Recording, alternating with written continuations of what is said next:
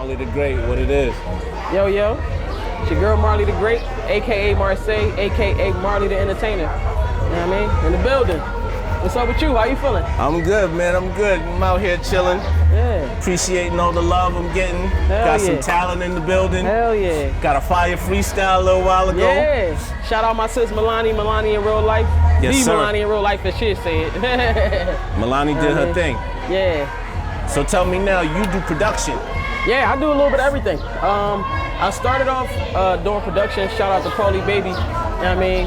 When I was a wee lad, about 18 years old, she gave me her computer while she was in college. I was like, you should make beats. And just gave me the computer and went and got a whole nother computer for school. And I was heavy on the beats for like a good 10, probably like 10 years. You know what I mean? In the midst of that, I started doing engineering.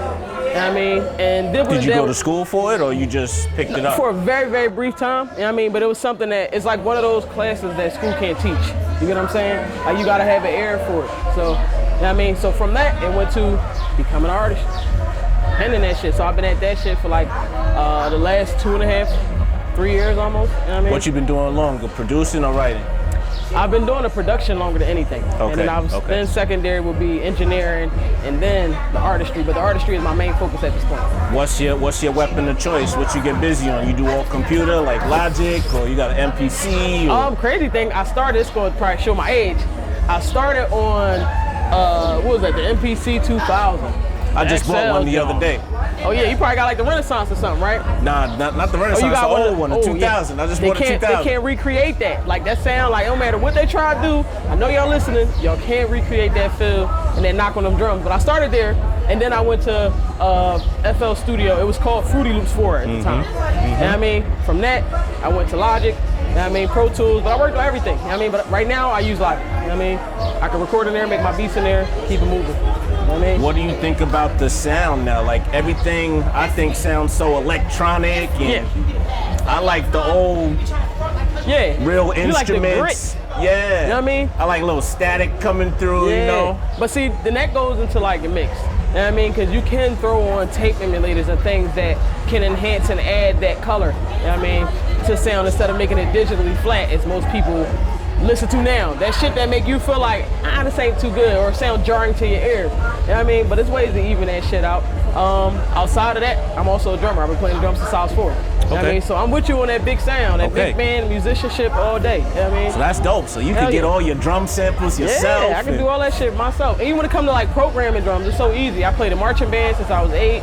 Did that shit all through high school. You know what I mean? So when you're producing, do you play live or do you use your keyboard? I haven't had the opportunity to do that as of yet, but if I'm using like, I'm one of those producers that's still hands-on. I'll use a keyboard or I'll use a beat machine, you know what I mean, actually play it out, whereas though other people might draw it into whatever they're using, I'm still in that era of time where it's like I still have to play it out. You know what I mean? So I'll just grab my keyboard and just play that shit out on the keyboard. What are you currently using? You said you started out with an MPC, then you moved to Fruity Loops. Logic Pro X. So now you're on Logic now? Yep. Okay, what do you think about Logic? I think Logic is great for the fact that it's easy to go from making your beats and not having to take away from the sound quality because you can record right on top of that. Whereas though, like you say, like a Pro Tools or something. You know what I mean? I know people that have made beats in Pro Tools, but the biggest thing about production is making sure that your steps to get in there is basically quicker. You don't want to be sitting there trying to figure out, well, how I do this. That throw your workflow pretty much. You want to make sure your workflow is at the best. And if you're in a session too. No artist don't want to be in a session around, like give me 10 minutes to do. No, you got to be able to have your workflow cool. So Logic, to me, is more user-friendly. I do know how to use Pro Tools though. You know what I mean? I actually use Pro Tools. That's what got me to Logic. Somebody stole my computer with Pro Tools on it. And I had a session waiting for me, and I had to learn Logic in that whole minute, like right then and there. Act like everything was cool, but it's been my baby ever since, like I said. Ever since? So how long you been using Logic now? I want to say I've probably been using Logic for maybe like the last 5 years. I'll say 5. 5 years? Yeah. Would you ever go back to like an MPC, like the new one, like an X or something? Hell yeah. See, like I said, those things add, when it comes to sound design in a sense, those pieces add color and tone that digital plugin can't recreate. Like anybody that be in the big studios or know if in the box or out the box knows, you know, In the box would be in your computer, out the box would be, you know, the outboard gear, you know, your distressors and your 1176s and all of that. They have a certain texture and sound that it don't matter how much you spend on your digital shit, you can't recreate that. You know what I'm saying? It's ones and zeros. Yeah, exactly. Binary shit, yeah. Exactly. I mean, so I always try to add that piece back in.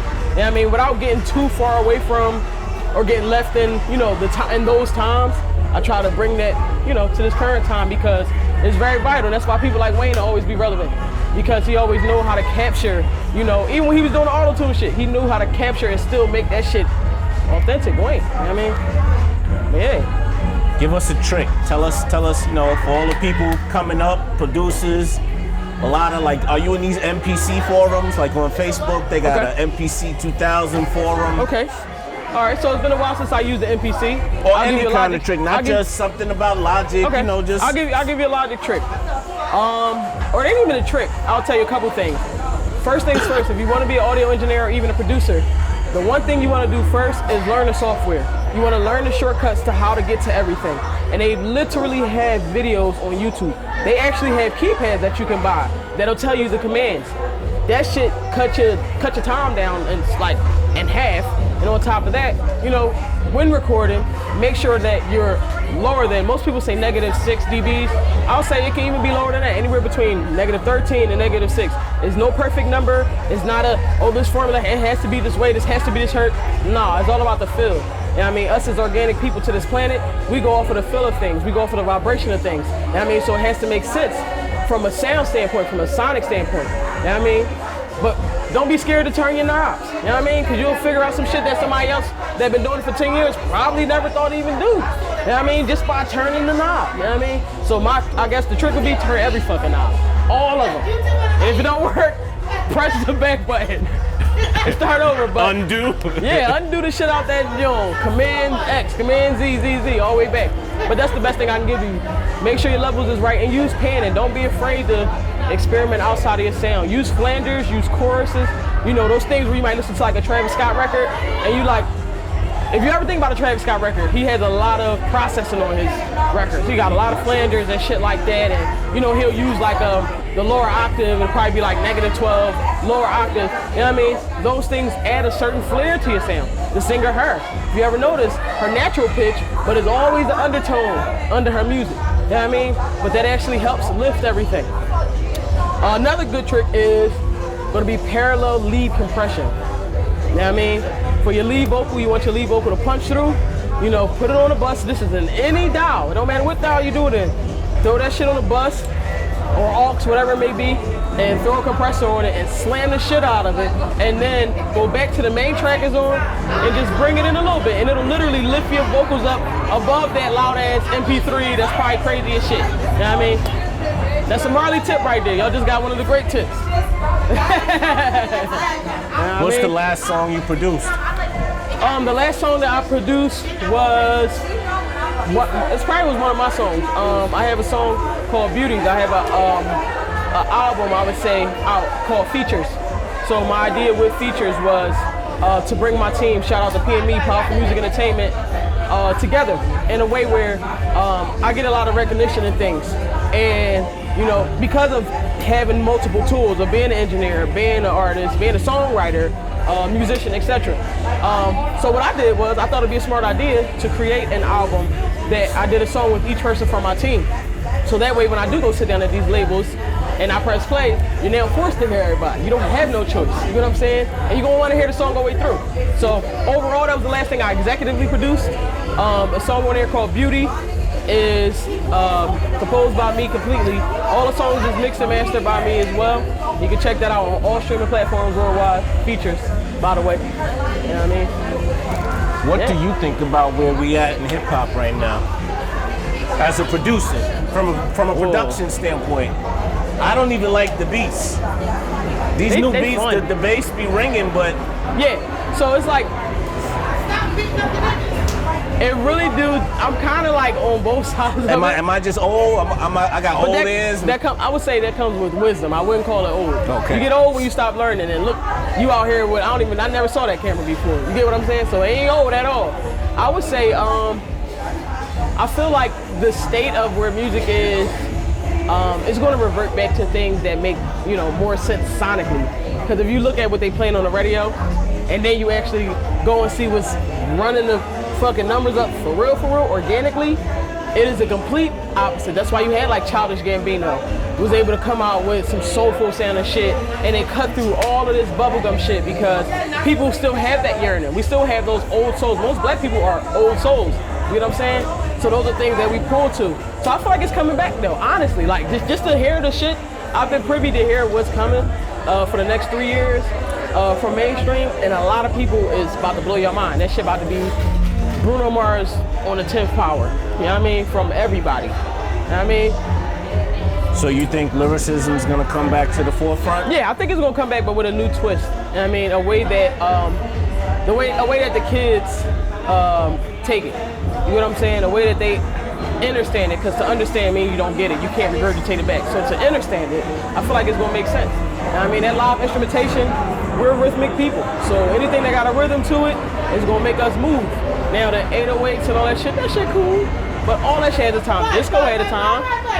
You know what I mean? Disco definitely had a good run. You know what I mean? Most people phasing away from auto-tunes if you listen to that shit. That was my next question. Yeah. You an engineer. Are people still using auto-tune? Everybody uses it. I'm gonna say everybody. And I'm gonna tell you the reason. Yeah, I'm gonna tell you the reason why. Because the initial point of auto-tune was pitch correction. It's not necessarily to sound robotic. That was just something that became cool. People like to attribute that to T-Pain, but Cher been doing that shit for years. You know what I'm saying? And even to take it further back, it ain't exactly the same, but the Vox Box that the boy from Computer Love, like all of those they took that and created something that can always give you perfect pitch. Because with that is a matter of him pressing the keys to make it sound right. Now they have this digital shit that actually you can go in there and set the key and it'll do it. So a lot of people, even Beyonce, it's just something that you slap on there just to make sure your pitch is always in line. You know what I mean? That's really it. So I don't think that's going anywhere because it can't. Most artists wouldn't exist. Y'all saw that fucking Ray J shit the other day. You know what I mean? Shit, I didn't even see it. I just saw the clips. You just saw the highlights.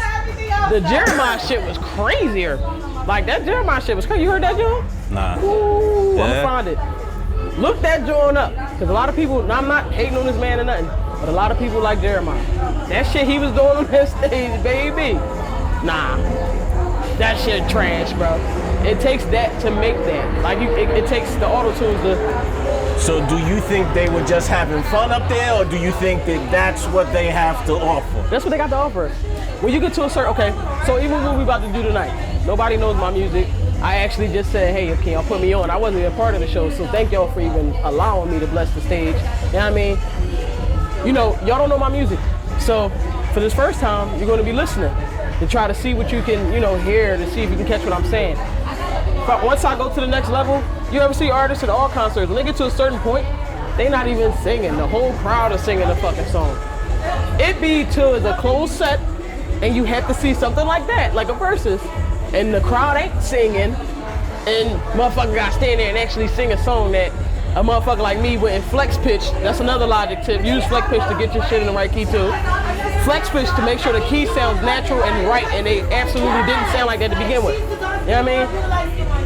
But that's always. It's always. It's gonna always be. It never wasn't. Like, you know what I'm saying? It's some people that stand strong as vocalists, but most people don't. They just had a star quality. You know what I'm saying? That's it. Marley the Great, where can people hit you up for some production? For everything. Marsae, M-A-R-S-A-E, 2_ worldwide. Music out worldwide, everywhere. I got beat tapes out and everything. If you want to hit me up for beats, you can hit me up on Instagram. You know, collabs, all that shit. I'm with all that. You know what I mean? What's the going rate for a beat now? It depends. I ain't gonna hold you. If you trash, I'm gonna charge your ass up. If you're great, it don't even matter. Because I know my power and I know what I do and I know where I'm headed. So it might be little to nothing. You know what I mean? But it really depends on the skill set. Because I see the bigger picture. It ain't a dollar amount for me. I ain't just trying to be in this shit for the short game. I got money. You know what I'm saying? So yeah. I know they ain't give you the answer, but I gave you the answer. Nah, I gave me the answer. Marley the Great. Thank you for having me. Appreciate the love. No problem.